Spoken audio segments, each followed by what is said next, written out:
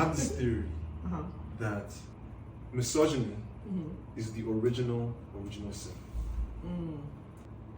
For this to make sense, we have to go into the details of what is written between the lines of the story, because it's a very short story, what happened in there, and there isn't much of the human element. It's just a story of this happened and that happened, this happened. But now if you've studied psychology, philosophy, human nature, and also the ways of God through the Bible, that story in there begins to show me something about what is happening today. That is the through line.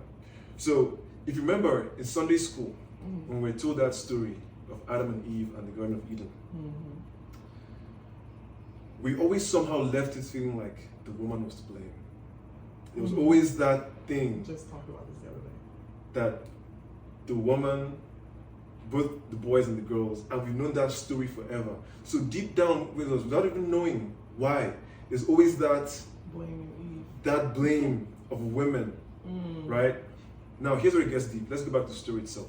Yeah. God creates Adam, and we don't have a sense of time as far how long that was, but we can imagine that, let's say, between when he was made and did all the things he did alone, it was just him and God walking together, getting to know each other. And then God notices that he's lonely, that he would need someone who is more on his level, a human, right? So he creates this human. This human is the third wheel in this relationship at that time. No matter what, at that time, you don't just build a relationship like that. So as far as Eve is concerned, she's the third wheel in this relationship that involves Adam and God and her. Adam and God have been like this for some time, right? So obviously, if God says, hey, of all the fruit in here, don't touch that one, Adam is obliged. I understand, this is my guy, we go way back. So when he says some things, I understand. Eve doesn't have that same relationship with God. So she's more curious. And I think that's on purpose on God's part.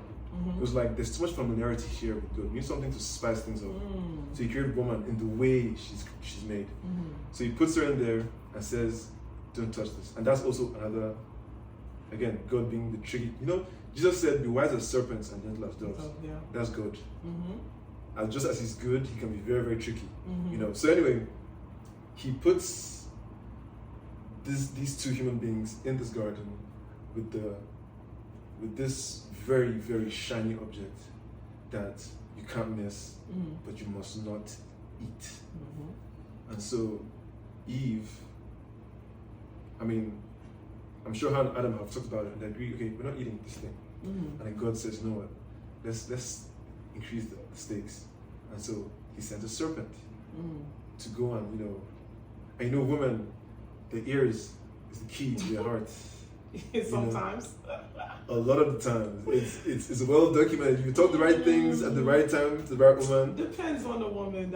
Is a route. Hey. That's arguable, but okay. I'm gonna agree with you. Okay. So the servant comes and says the right things and talks about being like God. And I can imagine that is a very tempting possibility to Eve because she doesn't have the relationship with God yet. She doesn't know.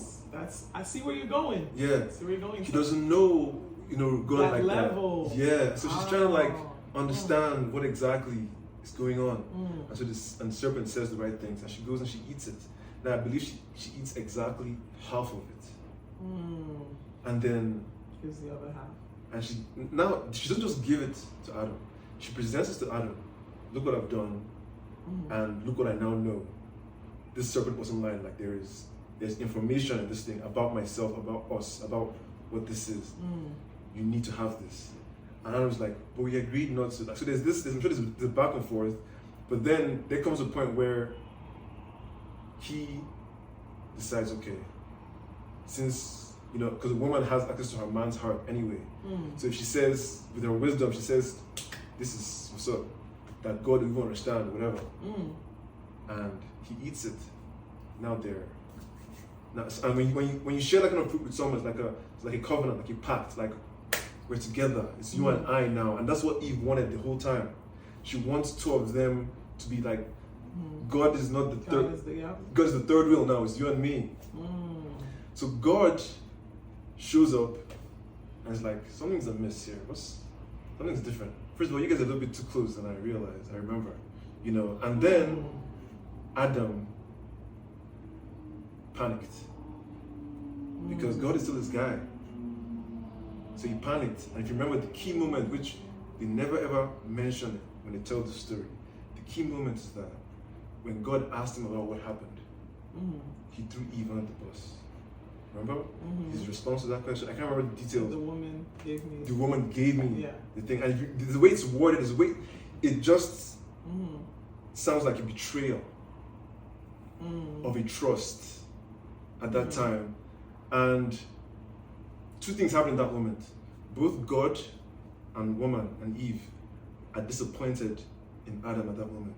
Eve, for starters, because you're my man. Should have, we're in this together. Why would you do that? We just, So imagine breaking an oath. There's repercussions for that, first of all. Two, God is disappointed in Adam because I taught you better than that. Not just that, it's one thing to because you didn't eat it, but the way you threw her under the bus like that, that is not of God. It's not of God. That is not of God at all. There's no accountability. Right?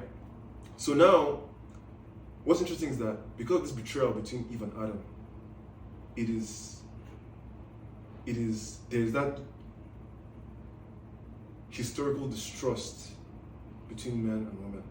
So Adam is like, she set me up to do this thing, and Eve is like, he threw me under the bus, he betrayed me, he broke my heart in that moment. You think that's how she felt? I think that's how she felt. Because, and then God in his infinite wisdom is like, he understands what's happened now because there's a rift, it's betrayal. And the Garden of Eden is perfect. It's a perfect place of peace and paradise. This can't exist in here. So you have to go out. You have to go out and figure your shit out. And then find your way back. But there are punishments because it's a hard world out there. Right? You guys, this energy is what that world's about. Conflict, tension, and figuring things out. And the only way you can figure things out is if you go through this process of, of restoration, transformation, finding your way back to the garden. You can't do this here. And so Adam and Eve go into the leave in shame and disgrace, but also they're not really on the same page. And so you can imagine if they're the first man and woman, you can imagine what the stories passed down have been between men and women, which is, and you always hear this, women will get you in trouble. Men will disappoint you. It's evidenced in that story, even though it's not told in such straight terms. And so, misogyny and the gender wars in general are birthed from that, because the story's been told. Adam and Eve, Sunday school, you're told it and you feel it. I felt it.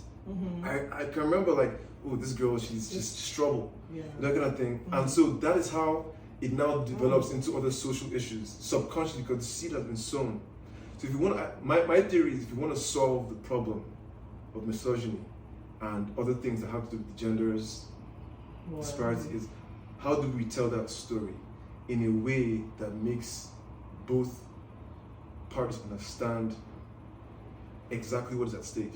Because the point is, and in each of us, there's that disconnect between the masculine and the feminine anyway. It's always there, both in us and outside. So part of the underlying journey of life is making peace with yourself, both sides, as well as making peace with the woman you're with, one-on-one, not even like on a general level, like you start one-on-one, the one in front of you. Can you grow to respect her, to see her, to accept her without any ill feelings?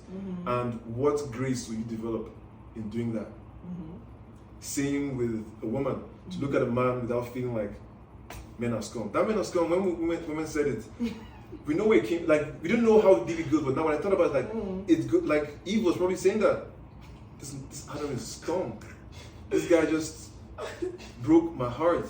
I know how women are broken, they don't play. We don't play about our hearts. Yeah, so for generations, we have people raised with this understanding that something happened in that garden, that we now have to deal with all of this life shit.